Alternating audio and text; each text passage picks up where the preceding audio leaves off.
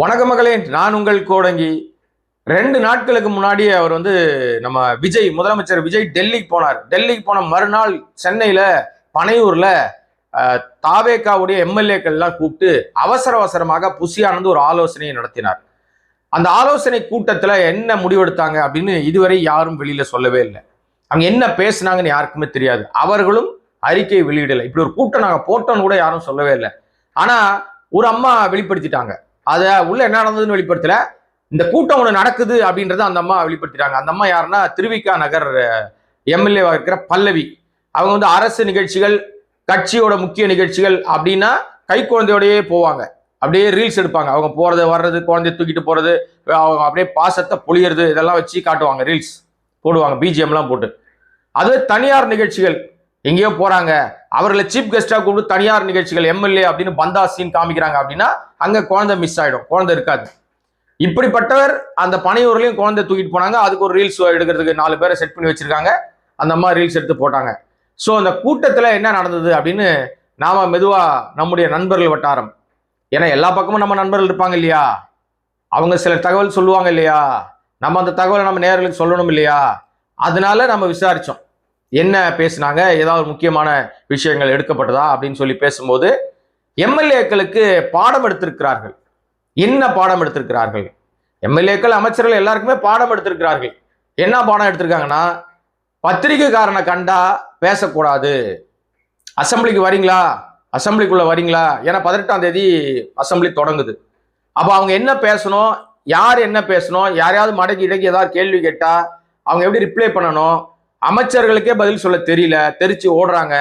இப்ப நிதி அமைச்சரா இருக்கிற நம்ம மரிய வில்சன், அவர் ஒரு கோயிலுக்கு போயிருக்காரு, ஒரு சர்ச்சுக்கு போயிருக்காரு, கோயில்னு சொல்லலாம், சர்ச்சுக்கு போயிருக்காரு. உடனே பத்திரிகையாளர்லாம் அவர்கிட்ட கேட்கறாங்க, ஏன்னா அவர் தான் வெள்ளை அறிக்கையை வெளியிடுவாங்க அரசாங்கம்னு சொல்லியிருக்காரு.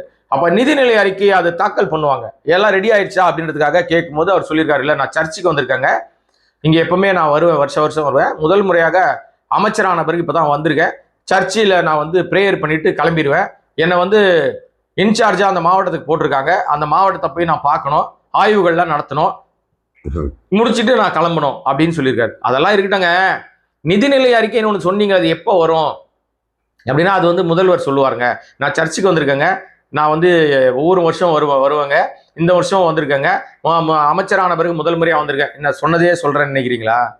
இப்படித்தாங்க அவரும் சொல்லியிருக்காரு. இதுக்கு நான் என்ன பண்றது? அவர் என்ன சொன்னார்னா, சொன்னதே திருப்பி சொல்லியிருக்காரு, சர்ச்சுக்கு வந்திருக்காங்க, நான் சர்ச்சுக்கு வந்திருக்கேன். யார் போவேணான்னு சொன்னான்? யாரையாவது அவர் சர்ச்சுக்கு போவாதீங்கன்னு சொன்னாங்களா? ஒருத்தருக்கு ஒரு மத நம்பிக்கை இருக்கும். யாரையும் நீங்க இங்க போக கூடாதெல்லாம் சொல்லவே முடியாது. ஏன் சோசப் விஜய் கொல்லூர் மூகாம்பிகை கோயிலுக்கு போறாருல்ல, சீரடி சாய்பாபா கோயிலுக்கு போறாருல்ல, யாராவது ஏதாவது கேட்கறாங்களா? யாரும் கேட்கறது இல்லைல்ல. அது மாதிரிதான் யாருக்குனாலும் எங்க வேணா போகலாம். ஸோ இவர் கேட்க வேண்டிய கேள்வியை பத்திரிகையாளர் கேட்கும் போது நீங்களே அசந்து போற மாதிரி வேற ஒரு பதில் வரும், வேற ஒரு கேள்வி வரும்ல, அது தாவேக்கா தற்கொலை கும்பல்கிட்ட நீங்க தெரிஞ்சுக்கலாம். இந்த அமைச்சரும் அப்படிதான் இருக்காரு, எது பேசணுமோ அதை பேசல, அப்புறம் கிளம்பி போயிட்டாருன்னு வச்சுங்களேன். அந்த மாதிரி அமைச்சர்கள் பேசுகிற அமைச்சர்களுக்கு விவரம் தெரிய மாட்டேங்குது.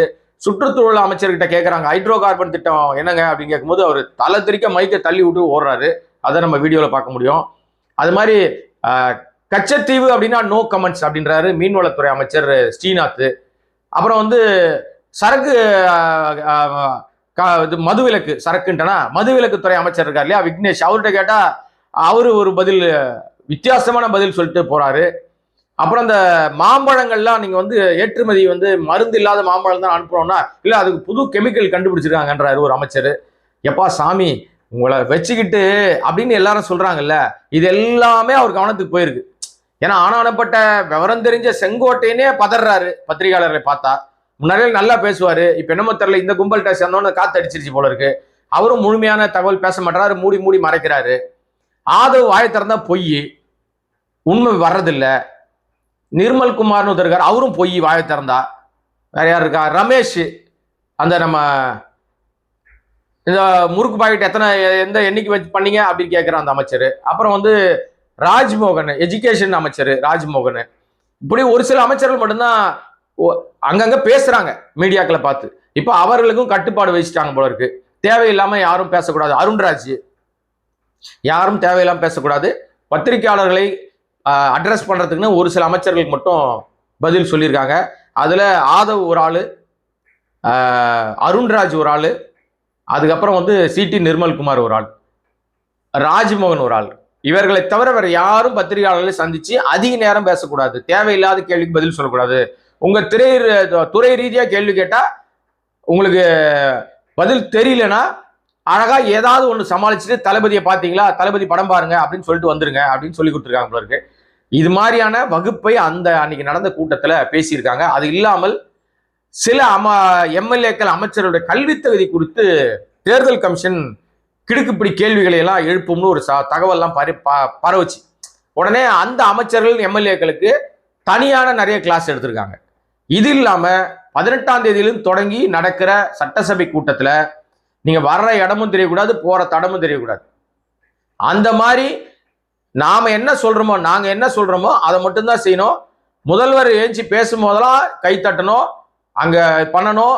அவங்க எதிர்கட்சிகள் ஏதாவது கலாட்டா பண்ணாங்கன்னா நாங்க சொன்னா மட்டும் ஏஞ்சி நீங்க சத்தம் போட்டா போதும், தேவையில்லாம ஏஞ்சி சத்தம் போட்டு சந்தை கடை ஆக்கிறாதீங்க, அதையும் பெரிய சிக்கலாமாயிடும், மரபு மீறல் ஆயிடும், நீங்க மாட்டிப்பீங்க. அதனால அனாவசியமா தேவையில்லாத விஷயங்களை யாரும் கருத்து தெரிவிக்க கூடாது அப்படின்னு நிறைய வகுப்படுத்திருக்கிறாங்க போல இருக்கு.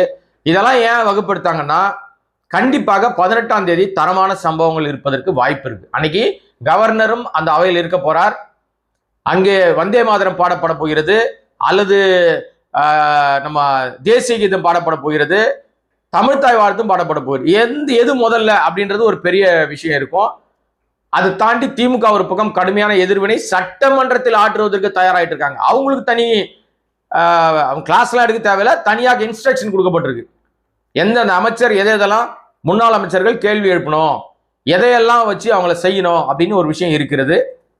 இதுக்கு இடையிலேயே எதிர்கட்சி இன்னொரு எதிர்கட்சி வரிசையில் இருக்கிற அதிமுகவும் சட்டமன்றத்தில் நம்ம பேசுற பேச்சை தாண்டி வெளியிடங்கள்ல சட்டமன்றத்தில் என்ன பேசுறாங்க அது வெளியில நீங்க எதிர்ப்பை தெரிவிக்கணும், நாங்க உள்ள எதிர்ப்பை தெரிவிக்கணும்னு ஒரு விஷயங்கள் நடந்துகிட்டு இருக்கு. இதெல்லாம் நடந்துகிட்டு இருக்கும்போது முதலமைச்சர் விஜய்க்கு ஜெயலலிதா பாணியை பின்பற்றக்கூடிய சில விதிமுறைகளை சொல்லிக் கொடுத்திருக்கிறார்கள் அப்படின்ற ஒரு தகவல் கிடைக்குது. அது என்ன விதிமுறைகள் அப்படின்னா, 110 விதியின் கீழ் படிக்கப்படுகிற எந்த விஷயத்திற்கும் எதிர்கட்சிகளால் அவைக்குள்ள பேச முடியாது. அவைக்குள்ள பேசினா அது பேச முடியாது, விவாதமே பண்ண முடியாது 110 விதியின் கீழே. அது மாதிரி முதலமைச்சர் இப்போது விஜய் அவர்கள் எவனும் எதிர்த்து நம்மளை கேட்டக்கூடாது, கேட்டா பதில் சொல்ல தெரியாது. அதனால நாம படிக்கிற விஷயங்கள், நாம சொல்லக்கூடிய விஷயங்களை 110 விதியின் கீழ் படிச்சிடலான்னு யாரோ சொல்லி கொடுத்திருக்கிறார்கள். அந்த அடிப்படையில் அவர் படிக்க போகிறார் என்ற தகவல் மெல்ல கசிகிறது வெளியில. இது இவங்களே தான் கசி விட்டுருப்பானுங்க, யோசித்து பாருங்களேன். அப்ப 110 விதியின் கீழ் படிப்பதற்கு தயாராகிறார் என்றால் அவர் நிச்சயமாக நாட்டு மக்களை நிம்மதியாக வைத்திருக்க வாய்ப்பில்லை. எதை ஒன்னாலும் படிக்கலாம், யாருக்கு ஒன்னா அனுமதி கொடுக்கலாம், எந்த திட்டத்தை ஒன்னா செயல்படுத்தலாம், யாரும் கேட்க முடியாது. ஆனால் 0 ஹவர்னு ஒன்று வரும்போது கண்டிப்பாக எதிர்கட்சிகளுடைய அமளி அதிகமாக இருக்கும். இப்ப என்ன பண்ண போறாங்க, எப்படி எதிர்கொள்ள போறாங்க? முதல் கூட்டத்தொடர் விறுவிறுப்பாக நடக்கும், பரபரப்பாக நடக்கும், மோதலோடு நடக்கும், கருத்து மோதலோடு. அதை தாவேக்காவுடைய எம்எல்ஏக்கள் எதிர்கொள்வது எப்படி அப்படின்றது தான் இப்பத்திலேருந்து அவங்க பண்ணுகிற விஷயம். அன்னைக்கு நடந்த அந்த கிளாஸ்லேயும் இதைத்தான் சொல்லி கொடுத்துருக்காங்க. நீங்கள் இப்படி இருக்கணும், அப்படி இருக்கணும், இதை பண்ணணும், அதை பண்ணணும், இது செய்யக்கூடாது அப்படின்னு நிறைய விஷயத்த சொல்லி கொடுத்துருக்காங்க. சொல்லி கொடுத்தவர்கள் எல்லாம் அங்கே ஏற்கனவே எக்ஸ்பீரியன்ஸில் இருப்பவர்களானாலும் அதுவும் கிடையாது. அப்போ எப்படி நடக்கும்னு நினைக்கிறீங்க? ஜாலியாக இருக்கும், கண்டென்ட் ஏகப்படுத்து கிடைக்கும். கான்ஃபிடென்ட்டாக இருங்க மக்களே, கண்டென்ட் அதிகம் உண்டு. மீண்டும் உங்களை சந்திக்கிறேன். அதுவரை கோடிங் வாய்ஸ் சேனலை சப்ஸ்கிரைப் பண்ணாம பார்த்துட்டு இருக்க அன்பு நண்பர்களே, உங்களுடைய ஆதரவினால் அன்பினால் மட்டுமே நடத்தப்படுகிற சுயாதீன ஊடகம் உங்கள் அன்பும் ஆதரவும் தொடரும் என்ற நம்பிக்கையிலே நன்றி, வணக்கம்.